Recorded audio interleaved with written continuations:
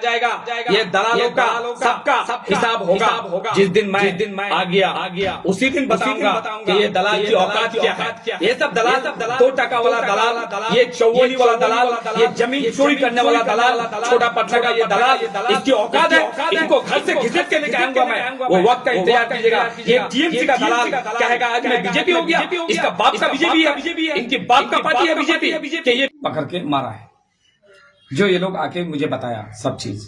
मगर मैं ये कहूंगा कि वो एक परिवार में मर्डर होता है, हत्या हो जाता है, पूरा ग्वाल पोखर का टीएमसी का नेता कोई साथ देता नहीं है। उस परिवार के साथ गुलाम सरवर खड़ा था।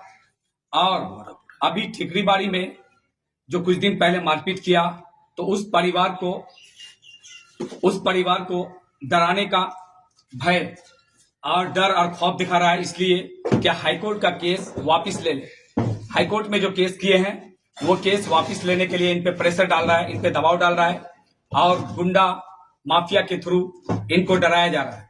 ये लोग से मैं वादा किया था ये केस लड़ो, आपको न्याय मिलेगा, आपको इंसाफ मिलेगा, अनवारुल हक की मर्डर और कत्ल का आपको इंसाफ मिलेगा और उन आसामियों को उम्र कैद और फांसी का सजा मिलेगा। मगर इस दौरान इन लोगों को कई बार धमकाया गया, कई बार डराया गया और इन्हीं को आसामी बना के थाना में जेल और केस और पुलिस का लाठीचार्ज, पुलिस मारा भी और केस काज भी हुआ। सब लोग आप लोग देखे थे, पूरे ग्वालपोखर के लोग।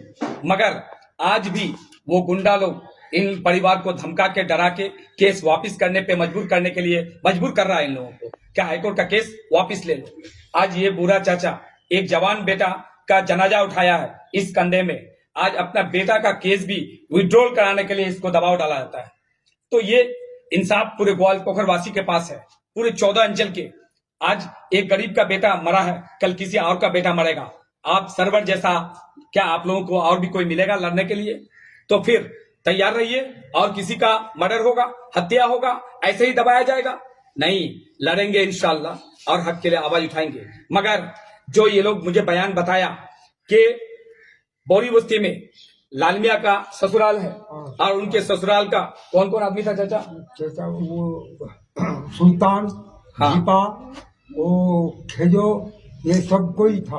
आज तो ये वो सलीम, वो करीम, सब लोग। अच्छा सुनिए, आप चाचा ने बता दिया नाम, छोटा पटना बोरी बस्ती का।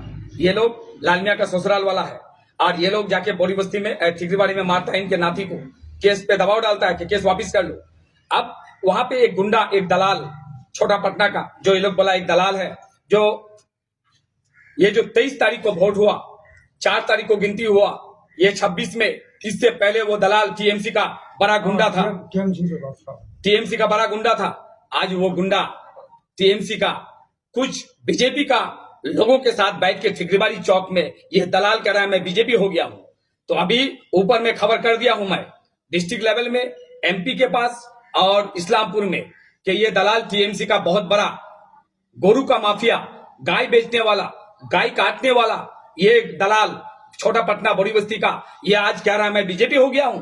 तो मैं एक बात याद दिलाऊंगा कि बीजेपी का जो राष्ट्रीय अध्यक्ष है और जो स्टेट का, राज्यों का प्रेसिडेंट सौमिक भट्टाचार्य और हमारा माननीय मुख्यमंत्री श्री सुमिंदो अधिकारी ने कहा है कि कल तक जो टीएमसी था, आज जो बीजेपी होने जा रहा है, ये सबको लेंगे नहीं।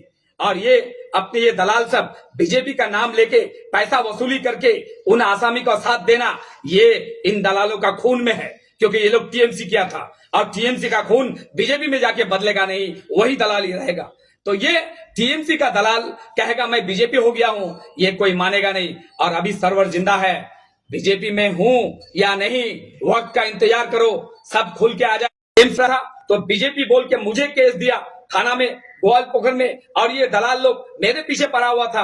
आज मैं निर्दल हुआ था, और निर्दल क्यों हुआ था ये दलाल को समझना चाहिए।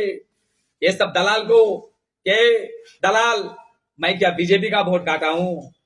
निर्दल उठा था जीतने के लिए। तो ये दलाल का जात नहीं होता है और ये दलाल खाने का मोहताज है, ये दलाली करके ठिकरीबाड़ी चौक में खाता है। इस दलाल का हिसाब हम ही लेंगे, वक्त का इंतजार कीजिए। ये सब दलाल आगे पीछे नजर नहीं आएगा। और रहा बात खैजू और लालमिया का, इस सब को तो गांव में घुसने देगा नहीं, घुसने से ही हिसाब हो जाएगा। अब इनको कोई बचा नहीं पाएगा। हाईकोर्ट में केस है, और केस में इनको सजा मिलेगा। हाईकोर्ट में इनको सजाए मौत या फांसी का सजा या उम्र कैद होगा इनको। इसलिए वह इंतजार कीजिए ग्वालपोखर वासी, इस केस को देखिएगा, एक मिसाल खड़ा होगा, यही मैं कहूंगा। और कुछ बोलने का नहीं है, क्योंकि इसका एक बेटा मौली साहब है चाचा का बॉम्बे में, उसको मारने का बार बार धमकी देता है कि उसको मार देंगे, केस से हटा देंगे। कभी आमिर को मारने का धमकी देता है कि उसको भी मार के हटा देंगे। ये गुंडा राज है। अब बीजेपी का राज आया है, ये टीएमसी का गुंडा राज खत्म। ये टीएमसी का गुंडा लोग जिसको इसका बेटा को मारा, इसमें अहमद रजा इंसाफ ने किया था टीएमसी का ब्लॉक प्रेसिडेंट। क्यों मैं बार बार उठाया था ये आवाज, क्या अहमद रजा इसका इंसाफ नहीं कर दिया? और इसका बेटा का केस जब टीएमसी का सरकार था, थाना में केस रजिस्टर नहीं हुआ था। अब भी क्या थाना टीएमसी का है? तो ये सब दलाल तभी तो कह रहा है आज हम लोग बीजेपी हो गए हैं। यही दलाल सब डर से कह रहा है आज क्या हम लोग बीजेपी हो गए हैं। तो इन दलालों का हम पहचानते हैं, चेहरा भी, कैरेक्टर भी, सबको जानता हूं कौन कौन दलाल टीएमसी का था, आज बीजेपी का नाम लेके थाना में रंगदारी कर रहा है। ये सबको सार्वजनिक करेंगे, नंगा करेंगे इन लोगों को, और इसकी नंगा पंडित पूरे ग्वालपोखर देखेगा। यही बात बोल के मैं अपना बात खत्म करता हूं। नमस्कार, अस्सलाम वालेकुम, खुदा।